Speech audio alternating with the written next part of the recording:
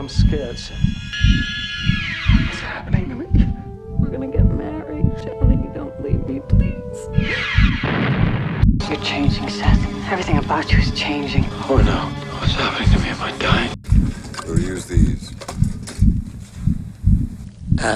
Bill, I want you to type a few words into me.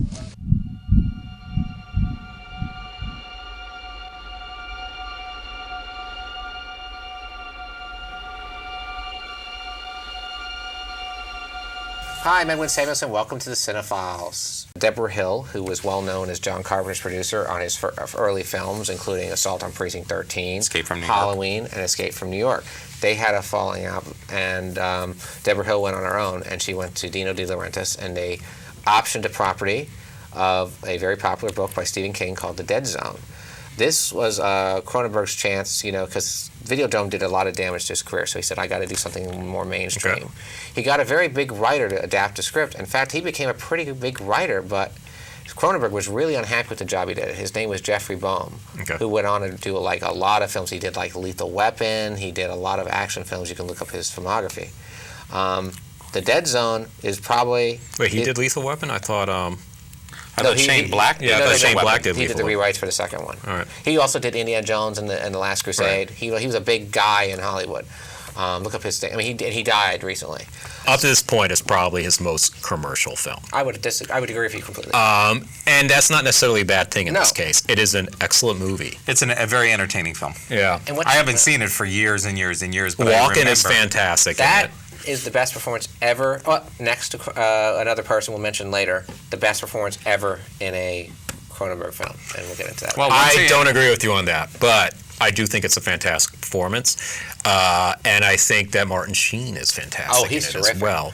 Even though he almost is this close to becoming too hammy, but I think it's a very well done film, and I think it's an effectively spooky movie. Oh, it's genuinely creepy. I would call it creepy but spooky. Let's just say it's disturbing because... No, it's not. See, but if you say it's disturbing, because disturbing, you look at Videodrome, you look at The Brood, those are disturbing. Those are fucked up. This is these are like, spooky is a good term. I'll tell you, how you and I were talking about politics and the process of electing a politician. It's also that's disturbing. It's Cronenberg's attempt to do a feature-length Twilight Zone episode. That's what it basically is. Yeah. But it's well done. I haven't read the book. I don't know if it's a faithful adaptation or not. Well, I'll tell you this, because I read The Dead Zone, and I love the ideas of the concepts, but they're just too outrageous, where Stephen King goes on a warpath and he just adds all this unnecessary backstory. This is the one instance I can say they really improved over the movie. The movie is much better than the book. In fact, even King has gone on record saying that they made a lot of improvements that he actually thinks are better. There was a lot, adapting Stephen King was very popular at that time with Firestarter and... Well, the movie Firestarter was after. The movie that really started it was The Shining. The Shining. Anything that Shining, Carrie, yeah. Yep. Yeah.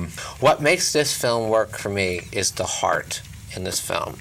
The emotional... The man has slept for 5 years in a coma. The woman that he loved is no longer there for him. He wakes up against all odds, and he comes back to his life, and it's a very heartbreaking story, and that's the core of the film. It's not.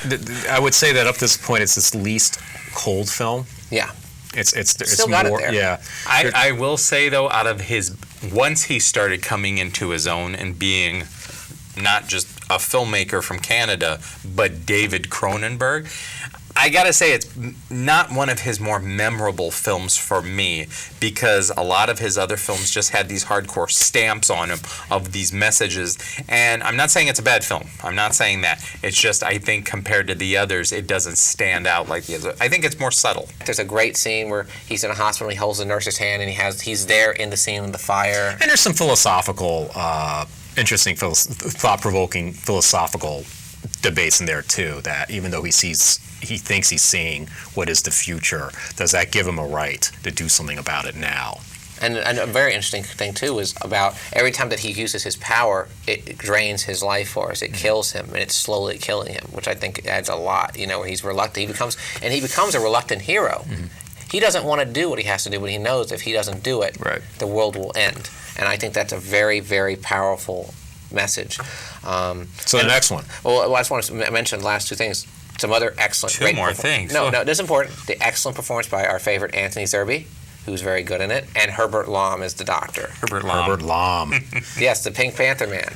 Anyway, this did pretty well. Lady killers. And it got Cronenberg some more attention, and it brought him to the attention of Mel Brooks. Mel Brooks had a company called Brooks Films, where he tried to distance his name off of it to make really good projects. In fact, one of them was The Elephant Man, which Mel Brooks said, I don't even want my name on here because I don't want people to think it's a comedy. He saw something in Cronenberg, and he wanted to do a remake of The Fly. Now, David Cronenberg was not the original choice to do The Fly. There was a director by the name of Robert Bierman, who went on later to do a film called Vampire's Kiss with Nicolas Cage. As they were about to start shooting, his daughter died in a car accident on a scouting trip, and so he was devastated, and so they decided to give him some time to recharge and see if he wanted to come back. But it seemed after a while he just could not do it, so they went to Cronenberg. And Cronenberg took this script by a writer by the name of Charles Edward Pogue and retooled it to what we would disguise the body. This is the one where you really see the diseased body, more so than any of his other earlier films. No, why not? No. I would just say he had a bigger budget. So he was able to pull it off in a This way is that his he wasn't able first to real before. But Hollywood movie, The Dead Zone was a Hollywood movie. But where I agree with you, it was his first successful mainstream film that introduced these elements he had in his earlier films. I think Yes, definitely. I think what Ed's trying to say, and quote me if I'm wrong, but you see the money on the screen in this one. I see that. You see the budget. You know what you see? You see where Cronenberg's. Because don't forget, The Dead Zone was not an original script. It was a script that it was a job for hire. But he tried to retool it and make it his own. This was the one where they said, David, you can write your script, do whatever you want with it. You have a complete creative carte blanche and budget. And it here's shows. several $1 million. And there's even references to The Flesh, which is quintessential David Cronenberg, which comes up in every other one of his movies. But the movie itself, should we talk about the movie itself? Yeah, of course. Fantastic. Dude, a classic. Yeah, and let me tell you, this is the way One of to the best do a remakes remake. ever made. This is the way to do a remake. It reminds you, it's like The Thing. Granted, to be fair, though, the original is a B movie. It is a B movie. Even though it was Whereas written- if you talk about The Thing, well, The Thing from Another World, the original, is actually a classic in its own right. But the original Fly really it's kind of a cheesy Well, movie. here's The only thing you remember Vincent truly Price from is that, like the best thing in it. Yeah, the only thing you truly remember of that is Vincent Price's head on top of the fly and the impending doom. The of only thing spider I coming. remember from that is apparently there were blooper reels from the making of that film where remember the end of the original Fly where Vincent Price sees the fly with the guy's head on it going help me and he Right, smashes it. right. Where there are blooper reels of him about to smash it and you hear help me and he starts cracking up and he just kind of kills the shot and they have to keep trying to and apparently they retook that shot several times. To be fair, too, the thing about the original Fly is that But I saw that as a kid, and it scared the shit out of it me. is creepy, especially the unmasking. But the thing is is that once the guy goes to the machine, he's already a fly, so there's not really much to do with it. I mean, he's just hiding from his wife, and that's not really interesting. This one, the guy is normal, and he's slowly deteriorating where he doesn't know what's wrong, and he's trying to uncover the mystery of why he's getting ill, and that's what makes it really interesting. Also, this, I thought, in fact, a lot of other people agree with me on this. I think it's a travesty that Jeff Goldblum was not nominated for an Oscar because he is really good in this film. He's very good. I think the only problem with the film I had maybe is just the romance that he had with Gina Davis. I don't know why. I thought it was a movie. I don't know. It just I maybe I got to see it again, but I guess maybe I found that to be the slow part. Now, I thought it was a great movie, but maybe if I had to point to anything in it that I just wasn't that into. Not saying that the romance wasn't effective, but for some reason I didn't like it at the time. But what he turns into, it's interesting when he starts realizing how his body has changed, like the arm wrestling scene. Yeah, well, I would say that the only flaw I would say that the relationship between him and Gina Davis happens too quickly. Yeah. Right away they're in A little love. forced. Well, Just after they slept together. I can't because you know what? I feel that at first that she was with him because she saw a very big scoop and she was staying with him to get this scoop, and then she fell in love with him. I don't think it was as fast as you thought it was. She slept with him and right away she was loyal to him. But That's just a minor quibble. I don't agree with you. I think that once that relationship's developed, you really do care for that couple. Yeah, And maybe. I don't think know. there's I a gotta lot see of it again. chemistry between Gina Davis and Jeff Goldblum. They were married. Yeah, at that they one got time, married. but there is a lot of chemistry there on the screen. But I also like the subversion of little side characters, like what's his name, who's the editor of the science thing. Oh, John Getz. And like earlier films, he'd be the hero. He's the one that's going to protect a girl from this guy that's turned into a monster. And this one, he's as sick and twisted. I mean, He's a pretty nasty he's a cat. stalker. I mean, he's like stalking this ex-girlfriend of his. Wait, is this the one that gets his leg dissolved? Yeah. Yes, the vomited on. John Getz, good actor. He was also in a movie, Blood Simple. Yeah. But what's funny is yeah, he's the stalker, but at the end, he's the one that could possibly save her too. Right. It's an interesting. I think the film is great. I think it's an incredibly beautifully shot film too. Like the cinematography is very. Well, yeah, nice and the film. device that he uses for And the I agree with you. teleportation. I don't know. I can't remember who else was great nominated science. that year or whatever. But Goldblum is fantastic in it, and he does a fantastic job acting through the makeup. The That's one makeup, thing, the makeup is phenomenal. That's Chris Walas, by the way, who did Gremlins and quite a few other films. And what a lot of people said that the film was so disgusting, because it is a pretty disgusting film. It is disgusting. That it Almost alienated a lot of people. hilariously disgusting. Yeah. There are parts where it's so disgusting it's actually funny. Have you seen the director's? I mean, not the special edition with all the deleted footage that was cut out. Yes, I have. The monkey, where you see, like, there's scenes where there's a scene where Jeff Goldblum is really like desperate, and he's like putting all these scientific experiments there to see what he can do. You remember he had two baboons, one of them died. He put one baboon together with another one to merge it, and it becomes this really like two-headed baboon, and it attacks Even him. though maybe I thought the romance was a little off-putting for me, I did think that the whole ending was heartbreaking. Yes, it was. But once he realized that he had the head of the fly, it wasn't that. Well, she rips off his face by accident. Right, He sees the right. fight. That is a very disturbing. And the whole scene where like he fucks up trying to throw her into one trance, like thinking that he could use her to fuse in with him, and then he comes out like half machine, half this very disturbing visual. It's it's a great movie. It really, and what I love about it, I love the claustrophobic nature, because there's very few characters in the movie. It's just him, her. Which is a very smart way to go about it. This film was a pretty big hit, and finally allowed Cronenberg to choose his own project. And this is a project that you would go, wow, this is a film. This is a very unique jump. And let me tell you, I love this film, and the film is Dead Ringers. You're killing us with these dramatic pauses. No, I'm sorry. No, because you know why is that my mother used to work at New York Hospital. We're supposedly And the used to And this is experiment on people? explaining the dramatic pauses. Oh, you guys are ball busters. Okay. I love Dead Ringers too. In fact, this is I probably like Dead Ringers 1, the first one. You like the it's sequel? probably my favorite Cronenberg film. Not only that, you said this is where I think That's the best performance it ever. has the best performance of his entire. It's probably one of the best performances in the history of film. Wow. Jeremy Irons is fucking phenomenal in this, Wow, that's saying something. playing not one but two people. And what's so and let's mention why that's such a great performance. Because each one of those characters really feels like a different person. He was nominated for an Oscar for that, wasn't he? No, what happened was he wasn't nominated, but he won for the Klaus von Bülow film, Reverse the the year Fortune. that after, was his- Reversal of Fortune. okay. But in his Oscar-winning speech, he thanked Cronenberg. Mm-hmm. And because he is, yes, the nuances, they're just similar enough, but just different enough. And it's scary. You think it's two different actors that happen to be twins. And it's such a disturbing movie. It is disturbing. It's- I think we've named every single Wow, one of his I films know, disturbing. but this film, because it's on a different level, it's not a fantasy. This is the one there's I no was- science fiction fantasy element. This is all about I enjoyed it. two really fucked up guys. I enjoyed this film. The film too. I didn't want to see it for a long time because to me, when I saw the trailer, it just didn't seem very interesting to me. And I had a friend at the time go, "No, you need to see this because this is really good."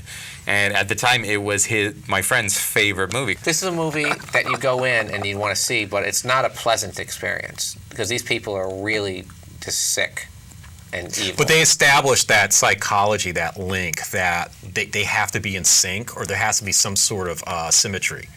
You know, if one's addicted to drugs, then the other one has to be addicted to drugs, or one has to be off while the other one's It's on. like the Corsican brothers. You know, But it's just- I don't know if I found it as shocking or dark as you guys did, because I just the thought, gynecology stuff was. I just thought it was really intelligent. I just thought it was breaking new ground on themes for horror films that nobody dared even touch. It's like at the time, I think it was the same time as Child's Play, maybe. It Well, came I- out. So I thought it was like the anti-Child's Play, where horror movies were going in a direction like with the Nightmare on Elm Street and the Friday the 13th, and it was just getting things like that. The slasher genre was becoming so stupid, whereas this goes in the opposite The reason way. why I wouldn't use the word shocking, I would say the reason why this film probably disturbs me more than his earlier stuff is that it's not a science fiction, fantasy, blah blah blah film. grounded more There's in no But it element. is- It's grounded in but it is reality. but it is a horror film. And it has that it has that central performance by Jeremy Irons.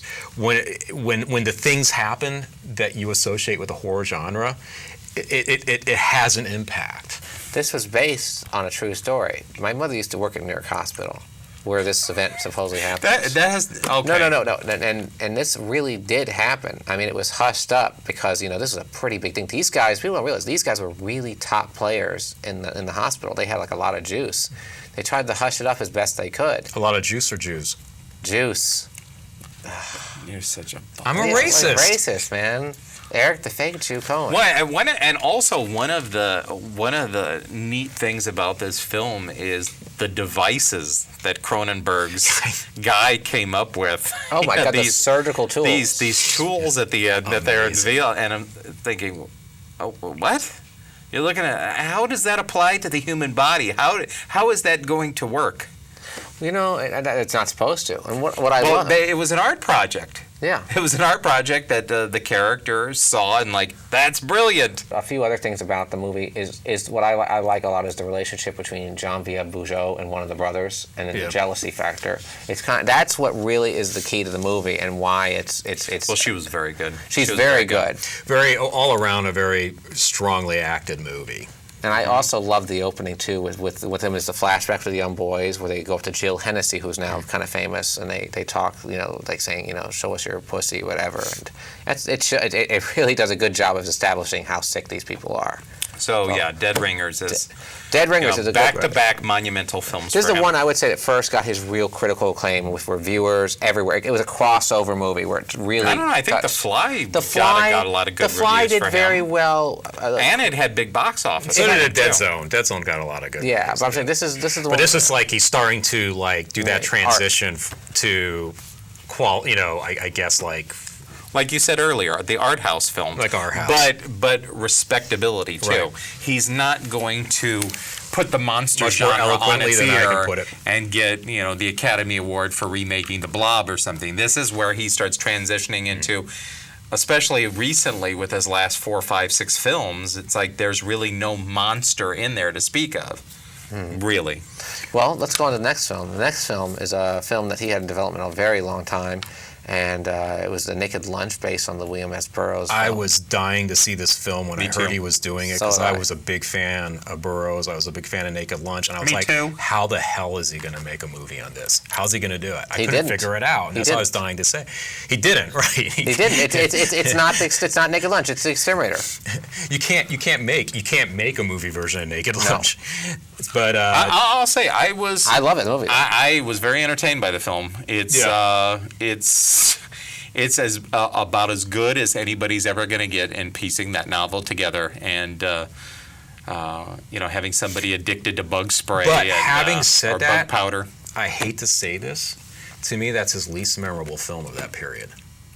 I just don't find. I found myself at that point. I was like, okay, Cronenberg's known for this, and he's known for that. He's known for this. And as much as I did enjoy that film, I was so glad he made that film. But I find myself, when I think of my favorite I love Cronenbergs, that's yeah. not up there. But I loved Peter Weller's performance. Peter Weller's great in it, That's a really but good Peter performance. Weller was in a lot of things at that time. And Judy Davis was great. That scene with Judy Davis with the gun and the bottle is amazing. It's really well And done. there's some great visual concepts, like the typewriters turning and then cockroaches, the and stuff typewriter, like that. Okay. that's John Hurt's voice, right? I believe so. Yeah, I think it's John I think it is. Voice. I just remember the one thing is that he he has to give cocaine to the cockroach's ass as he types on it. And I'm just like, what? How the hell do you fucking come up with something like this? But he's able. But what I love about it is that he really makes it believable. I mean, he keeps it. Because just think about it. Anybody, you gave that to any director, it could just be the most schlocky thing in the world. But David Cronenberg somehow makes it work. It's not a perfect movie. I want to make it. I'll agree with that. But I still, it's a the pacing is disjointed. Maybe that's on purpose. I don't know, because sometimes some things happen in there that kind of knock you out of the film a little bit, and then you find yourself being drawn back in. So it's a little bit of a rough ride at times, but for what you can do with that novel, I think he really. Well, when he gets the gay typewriter, remember, and he has the wrong typewriter, so he has the gay typewriter, and then he becomes like the gay, has the gay relationship with Julian Sands, and then the scene that really just kind of throws you out is when Roy Scheider makes his appearance. With the prosthetic breast, and it's just like. It is a weird cameo. Yeah, it doesn't. And he doesn't even like it's weird because it doesn't even look like he's part of that period. It's like really, really strange cameo. That does not work. However, Chris Walas's makeup is excellent. In fact, I remember where he's at the bar having the drink with that weird guy and the voice. It's really believable, and it's all animatronics. And Chris Walas, of course, worked on The Fly. It's an easy film to admire. It's a hard film to love. I still kind of love it. Pretty good. I still kind of love it. I just wish it was a little bit more thought out. I liked it. I was glad it was made. I enjoyed it when I watched it, but I don't find it as memorable as the other films that came out during this period. It shouldn't be called Naked Lunch. It should be called The Exterminator, which is the story that it's really based on. Well, but there's a lot of elements but don't forget, Naked Lunch is more famous. And also, there is elements from the book. There is elements from the book, but there's elements there from Burroughs' own life during the period he lived in Morocco. Well, you could also say it could have been called Junkie, because there's elements of Junkie in there there as well. Who else could have gotten to direct that film? The only other Terry Gilliam. That's the only person I could think of who could have done that. Or what's his name? We did Repo Man. Yeah, Alex Cox could have done it. Yeah. David Lynch. That would have been he would have been up for it. He doesn't really seem to like to do other people's works. He likes to develop his own projects. I don't know. He did a couple of things that were adaptations, actually. Well, Wild at Heart was an adaptation. Wild at Heart and also Dune. Dune. Like Dune. But anyway, let's go to the next one. After that, Cronenberg decided to go to David Guffin, who had a film called M. Butterfly. The Elephant Man was an adaptation. Yeah. All right, you're shot down on that I'm shot down. I give up. Okay, Uncle. Okay. Anyway, the next film would be M. Butterfly, which is based on the very unique... The play about Madame Butterfly.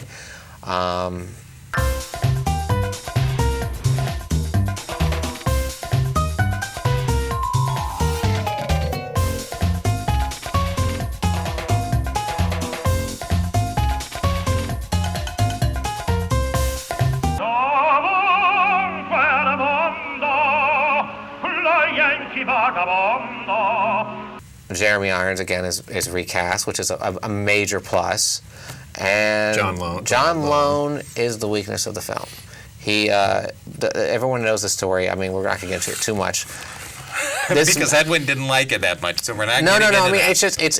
So it won't be interesting or disturbing. No. I mean, it's not that. It's just that I really don't have much to say about it other than my major problem with John Lone is that he's supposed to play this female woman who this guy somehow is fooled for 30 years that doesn't know his man, which believe it or not, makes no sense. Believe it or not, I saw this thing maybe a month ago, and it fooled my girlfriend. He fooled my girlfriend into thinking that he was a woman. He's too masculine. Now, of course, I'm watching this the whole time going, that is just one ugly Asian woman. I know it's John Lone, but I'm just like, that is one ugly Asian woman. I'm sorry, that jawline is a little too strong. And that voice is a little too, digitized or whatever they did. And also, unfortunately, I hate to say this, A Crying Game came out just before that and kind of stole the thunder from the whole idea of the twist being that it's not a woman. But I want to say something about this, though. I'm a fan of the play that it's based on, which is M. Butterfly. I saw the Broadway production with John Lithgow playing the lead part. Oh, God, he's perfect. B.D. Wong played... That's perfect. The other part. And when I heard Cronenberg was going to make it, I was like, yes, perfect choice. And what I was hoping for was an adaptation of the play. He didn't do that. No. He did. What I was really disappointed. My biggest disappointment with the film is that he directed it in such a straightforward way. I thought it was probably his least imaginative film, because the play itself. It's not a very comfortable film to sit No, through. it's not. But it's very straightforward, and it's based on a true story. It was a real life scandal. The play is structured as a memory piece.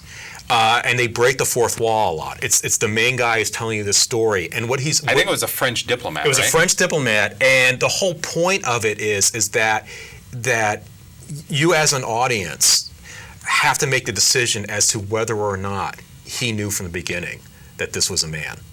He claimed he didn't know. He claimed he was fooled into it, but there are little clues that he might be gay, all this stuff, and that he was in denial about this whole thing. You never get that from the film, though. Yeah, you never get that from the film. And the play, it's like they're very good at doing this like sort of dream memory stuff, where they break the fourth wall, and you realize, oh, wait a minute, this guy might be in denial about what's going on, and yet he's still obsessing over this thing. And that's why the play won all sorts of Tonys. It's just a brilliant piece of writing.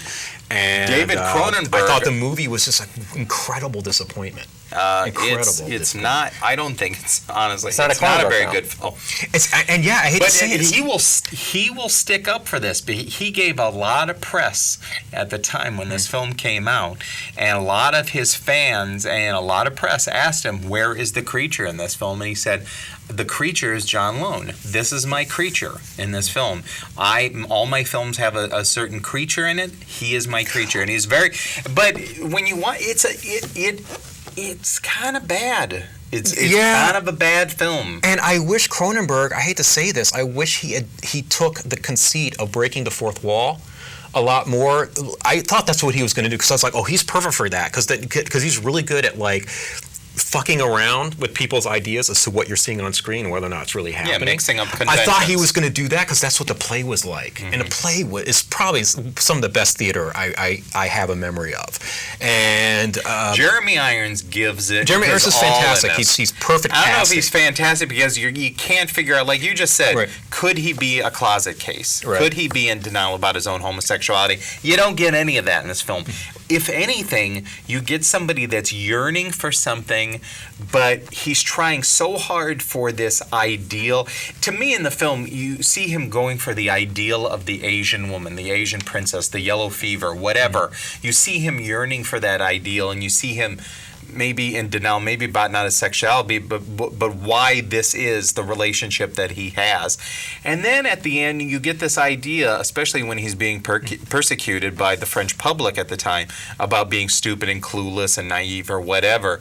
And I'm thinking, gosh, maybe they should have just had a lot dumber actor do this instead of a Jeremy Irons, because he can't.